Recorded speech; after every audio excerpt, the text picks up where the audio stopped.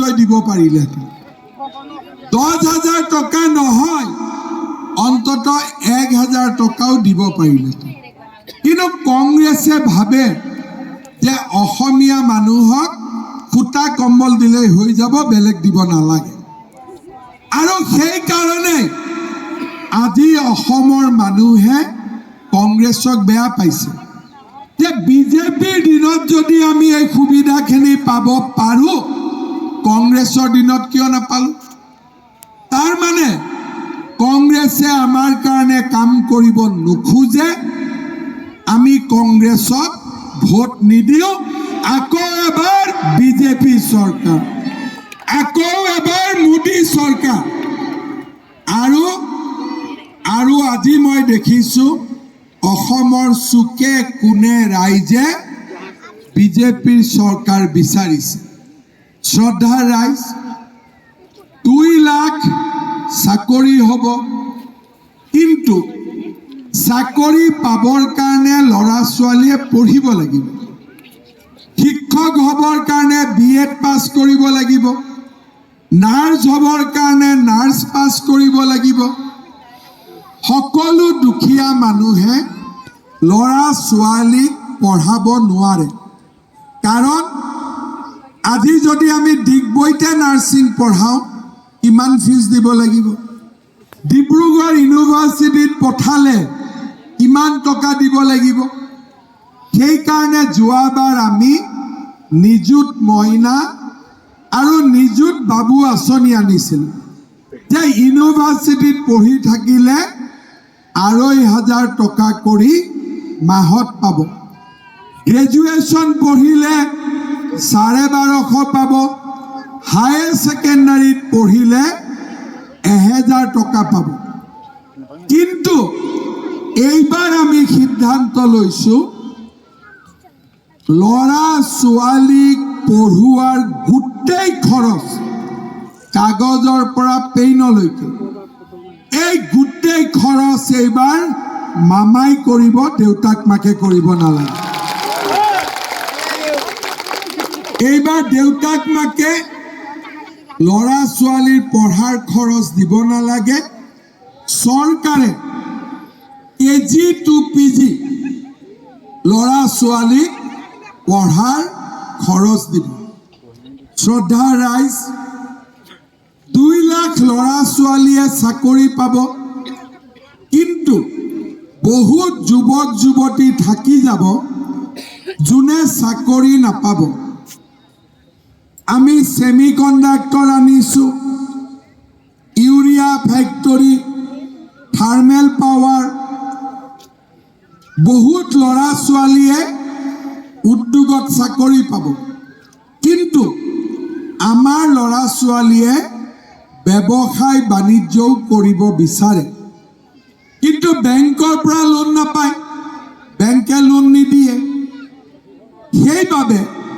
যোৱাবাৰ আমি এটা আঁচনি আনিছিলো CM AAA আমাৰ ডিগবৈৰো 1000 ল'ৰা ছোৱালীয়ে এই আঁচনিটো পাইছিলে চৰকাৰে 2 লাখ টকা দিয়ে টকাটো ঘূৰাই দিব নালাগে ব্যৱসায় বাণিজ্য কৰিব লাগে এইবাৰ আমি যেতিয়া আশীৰ্বাদ যাত্ৰাত গলো বহুত ল'ৰা ছোৱালীয়ে মোক ক'লে যে মামা এই আঁচনিটোৰ পৰা লাভ হৈছে 2 লাখ টকা বেংকক দিলে এতিয়া আমি লগত লোনো পাওঁ বহুতে মোক দোকান দেখুৱালে বহুতে মোক যি ব্যৱসায় কৰি আছে ৰাস্তাতে মোক বহুতে দেখুৱালে সেই কাৰণে এইবাৰ আমি সিদ্ধান্ত লৈছো যে 1 লাখ ল'ৰা ছোৱালীক নহয় এইবাৰ আমি 10 লাখ ল'ৰা ছোৱালীক CM AAA দিম 10 লাখ আৰু মই আজি ডিগবৈত কৈ থৈ গলো যে ডিগবৈ বিধানসভা সমষ্টিৰ মই 10,000 ল'ৰা ছোৱালীক CM AAA দিম 10,000 অৰুণোদয় 10,000 CM AAA আগত কোনেও ইমান কাম কৰা নাছিল আৰু আমি আজি অসমখনক নৱ নিৰ্মাণৰ বাবে আমি আগুৱাই লৈ গৈছোঁ। বিজেপি চৰকাৰৰ দিনত শান্তি আহিলে, প্ৰগতি আহিলে। আন্দোলনৰ অসমত আজি এক নতুন দিগন্ত উন্মোচন হ'ল।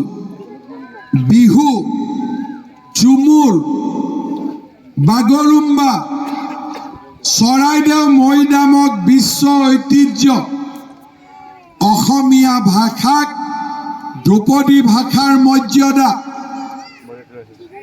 আজি লাচিত বৰফুকনৰ সুউচ্চ প্ৰতিমূৰ্তি, মৰাণৰ ৰাস্তাত উৰাজাহাজৰ অৱতৰণ, যি ৰাস্তাত এদিন পুখুৰী আছিলে সেই ৰাস্তাত এতিয়া প্লেন নামিছে। শদিয়াৰ দলং হ'ল, বগীবিলৰ দলং হ'ল, এতিয়া কাজিৰঙাৰ ওপৰত এলিভেটেড কৰিডৰ। নুমলীগড় গহপুৰৰ মাজত ব্ৰহ্মপুত্ৰৰ গহ্বৰেদি টানেল, ৰেল যাব পাৰিব, লগতে গাড়ী মটৰ যোৱা অহা কৰিব পাৰিব। নামঘৰে নামঘৰে অসম দৰ্শন, BA BSc পাছ কৰা ল'ৰা ছোৱালীৰ বাবে জীৱন প্ৰেৰণা, নৱমমান শ্ৰেণীৰ ছাত্ৰ ছাত্ৰীক চাইকেল, স্কুটি, ইমানবিলাক কাম আমাৰ অসমত কেতিয়াও হোৱা নাছিল। আজি অসমলৈ বিকাশৰ গংগা নামি আহিছে। চাহ বাগিচাৰ শ্ৰমিকে যোৱা 200 বছৰ মাটিৰ অধিকাৰ পোৱা নাছিল। চাহ বাগিচাৰ শ্ৰমিকে আজি মাটি পালে। মিছন বসুন্ধৰাই গাঁৱৰ ৰাইজক মাটিৰ অধিকাৰ দিলে। এতিয়া আমি ঠিক কৰিছোঁ, চাহ বাগিচাৰ শ্ৰমিক আৰু গাঁৱৰ ৰাইজৰ বাবে নতুনকৈ আমি 15 লাখ প্ৰধানমন্ত্ৰী আৱাস যোজনাৰ আমি ঘৰ বনাম। যিসকলে ঘৰ পোৱা নাই তেওঁলোকে ঘৰ পাব। আৰু অৰুণোদয় লগে লগে বৃদ্ধ পেঞ্চনো আমি বঢ়াই বঢ়াই লৈ গৈ থাকিম।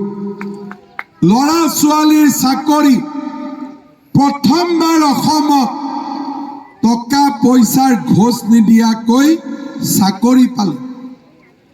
এইখন অসমৰ, যিখন অসমত এদিন গুলি, বোমা, আন্দোলন, পিকেটিং, সেইখন অসমত এতিয়া বিহু, ঝুমুৰ, বাগৰুম্বা। সেইখন অসমত এতিয়া লাখপতি বাইদেউ আৰু অৰুণোদয়। সেইখন অসমত নিবনুৱা যুৱক যুৱতীক চৰকাৰী চাকৰি আৰু CM ট্ৰিপল-A। শ্ৰদ্ধাৰ ৰাইজ, আমি অসমৰ বাবে প্ৰতিটো পল, প্ৰতিটো ক্ষণ আমি কাম কৰিছোঁ। আজি অসম ভাৰতৰ ভিতৰতে এখন শক্তিশালী ৰাজ্যলৈ পৰিণত হৈছে। আজি আপোনালোকে যদি কৰ্ণাটকত যায়, মহাৰাষ্ট্ৰতো যায়, অসমৰ নাম ক'লে মানুহে স্বীকৃতি দিয়ে। আগতে সেই পৰিৱেশ নাছিল, কাৰণ অসমৰ পৰা খবৰ গৈছিল বোমা বিস্ফোৰণ। এতিয়া অসমৰ পৰা খবৰ যায় ছেমি কণ্ডাক্টৰত।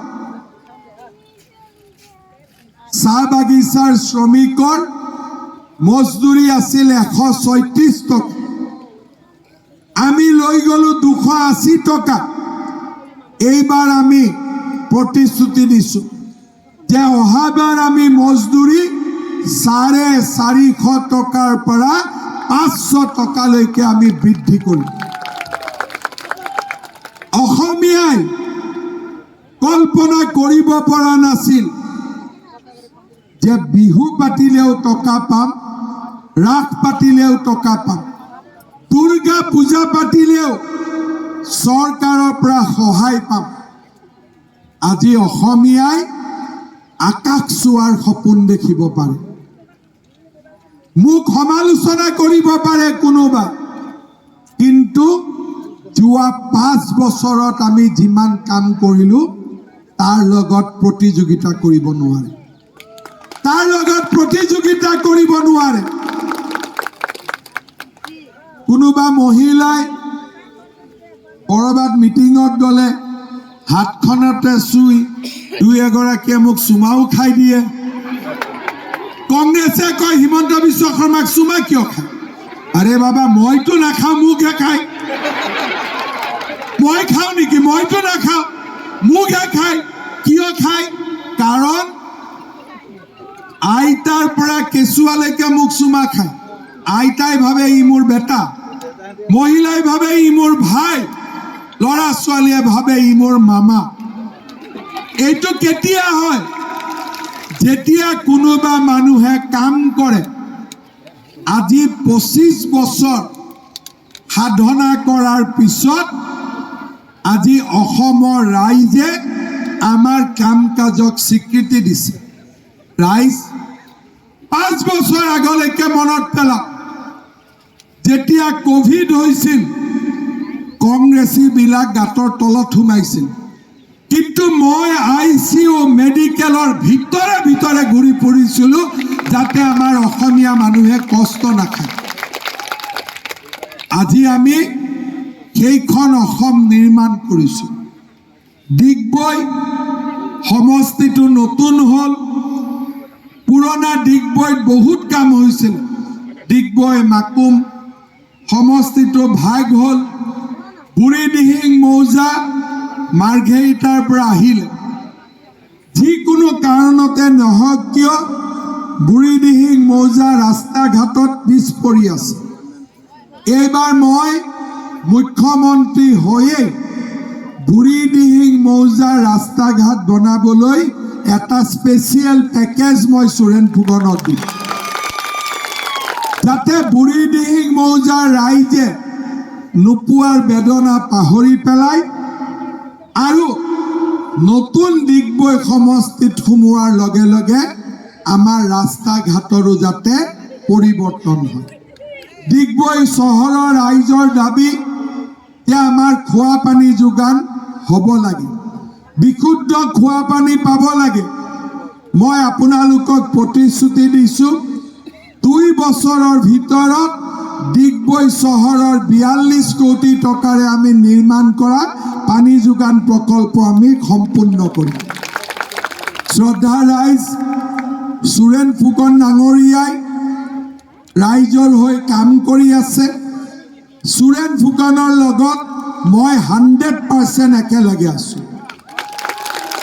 সুৰেন ফুকনক সম্পূৰ্ণৰূপে আমি সহায় কৰিম, যাতে ডিগবৈ সমষ্টি সকলো ফালৰ পৰা আগুৱাই যাব পাৰে। ৰাইজক মই অনুৰোধ কৰিম, আপোনালোকে যেন সকলোৱে আপোনালোকৰ মূল্যৱান ভোট সুৰেন ফুকন ডাঙৰীয়াক দি জয়যুক্ত কৰে। জিকাবনে নিজিকাই সুৰেন ফুকনক? পাক্কা জিকাব, পাক্কা জিকাব। মোৰ লগত একেলগে ক'ব, ভাৰত মাতা কি, ভাৰত মাতা কি, নৰেন্দ্ৰ মোদী, নৰেন্দ্ৰ মোদী, সুৰেন ফুকন, সুৰেন ফুকন, সুৰেন ফুকন। কোনোবা আকৌ এবাৰ মোদী চৰকাৰটো লগাই দিব নেকি? বাইদেউসকলৰ লগত ময়ো নাচিম অলপ। দিয়ক এতিয়া আকৌ এবাৰ মোদী চৰকাৰ, অলপ ডাঙৰ কৰি।